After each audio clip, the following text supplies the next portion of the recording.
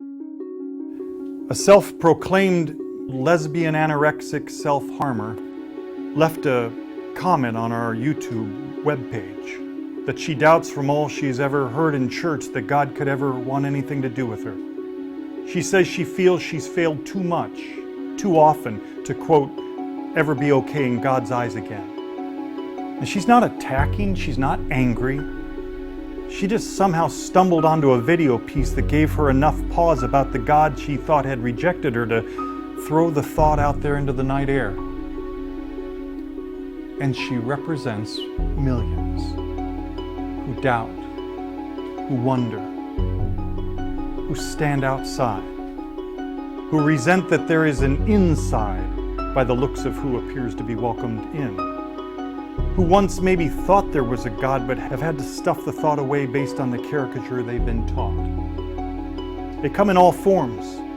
They resent a faith that appears to be chauvinistic, bigoted, and smugly angry at them. They resent a faith that yells and fights over everything just for the chance to be right about anything. They see through the plastic smile of people pretending they're righteous while not for a moment believing they were ever made so. They resent the arrogance and lovelessness of communities so certain they're representing God well by letting only the presentables in. They even mistrust communities who allow the unpresentables in, only to infect them with their particular brand of self-willed, self-managed religion. So what if we've been lied to? What if the only ones in his lifetime Jesus could barely endure were the very ones who would now want to keep you from him? What if God is not who you've been told he is, and neither are you? When he walked on earth, he spent most of his time with those who would find no place in many of our faith communities. He loved to go into the bars, the taverns, and the loud places of the displaced and irreligious, the abused, and even the abusers. And he didn't walk in to yell at them. He didn't moralize at them. He didn't hold his breath afraid to be contaminated with who they were. He was constantly and consistently accused of being close with all of them. He'd stay long into the night, laughing and listening, creating pictures of hope, enjoying their stories, entering into their sorrows, sharing food and drink, asking them, playing with them. He enjoyed them immensely. Why not?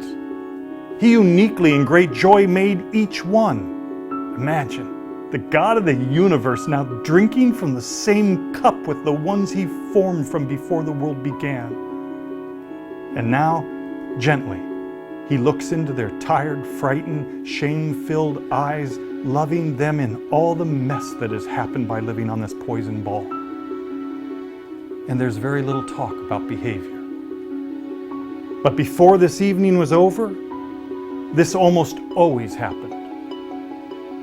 He offered himself for everyone. Everyone needs life.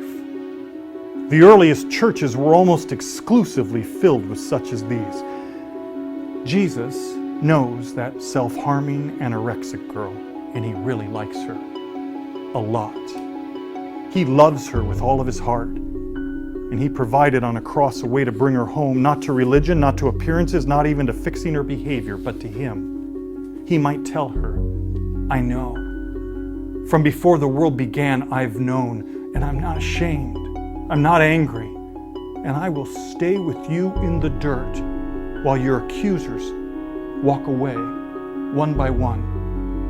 I will, as I did back in Israel at the end of the evening, offer only myself, and only when I'm convinced you see and trust who I am, will I ask you this question. Will you have me?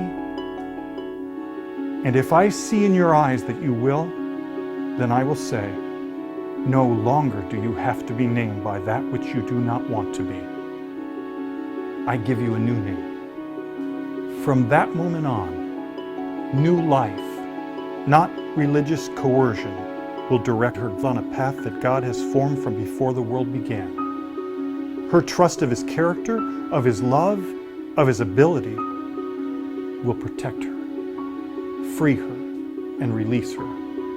The cross was that powerful and her God that loving. It's time for the churches to be filled with such again.